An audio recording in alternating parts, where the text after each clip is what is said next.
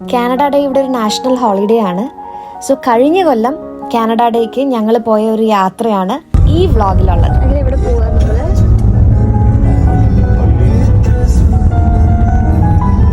ഞങ്ങൾ പോകുന്ന ഈ പള്ളിക്ക് ഒത്തിരി പ്രത്യേകതകളുണ്ട്.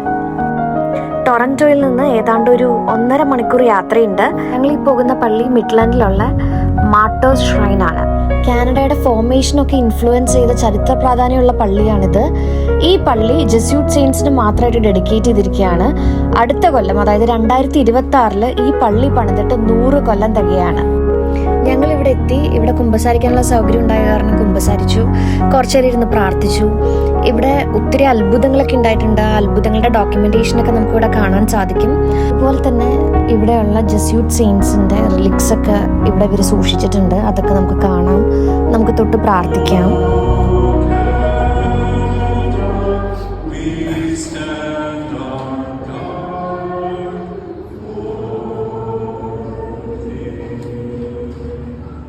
ഇപ്പം നിങ്ങൾ കേട്ടത് കാനഡയുടെ നാഷണൽ ആന്തം ആണ്. കാനഡ ഡേ ആയതുകൊണ്ട് അവർ കുർബാനയുടെ ഇടയിൽ നാഷണൽ ആന്തം ഒക്കെ പാടിയിരുന്നു. കുർബാന കണ്ട് ഞങ്ങൾ നേരെ പുറത്തേക്ക് ഇറങ്ങി.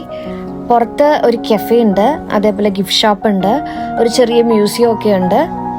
ഫാമിലി ആയിട്ടൊക്കെ വരുമ്പോൾ ഒരു ബ്രഞ്ചോ അല്ലെങ്കിൽ കുറച്ച് നേരം ഔട്ട്ഡോർ ഒക്കെ സ്പെൻഡ് ചെയ്യാൻ പറ്റിയ ഒരു പിക്നിക് ഏരിയ ഈ പള്ളിയുടെ തൊട്ട് സൈഡിലായിട്ടുണ്ട്. ഇതിന് ശേഷം ഞങ്ങൾ നേരെ ബാരിക്കാണ് പോയത്. അവിടെ ഒരു സമ്മർ ഫെസ്റ്റിവൽ നടക്കുന്നുണ്ടായിരുന്നു. ഡൗൺ ടൗൺ ബാരിയിലായിരുന്നു അത്.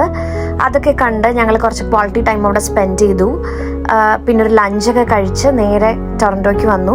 തിരിച്ചു വരുന്ന വഴി ഞങ്ങൾ ഫയർ വർക്ക്സ് കണ്ടു. ഇവിടെ കാനഡയിൽ കാനഡ ഡേ എൻഡ് ചെയ്യുന്നത് ഫയർ വർക്ക്സ് കൊണ്ടാണ്. സോ ഒരു 10 to 15 minutes ഡെസിഗ്നേറ്റഡ് ഏരിയാസിൽ അവർ ഫയർ വർക്ക്സ് നടത്തും. അത് അപ്രീഷിയേറ്റ് ചെയ്തുകൊണ്ടാണ് നമ്മൾ കാനഡ ഡേ എൻഡ് ചെയ്യുന്നത്.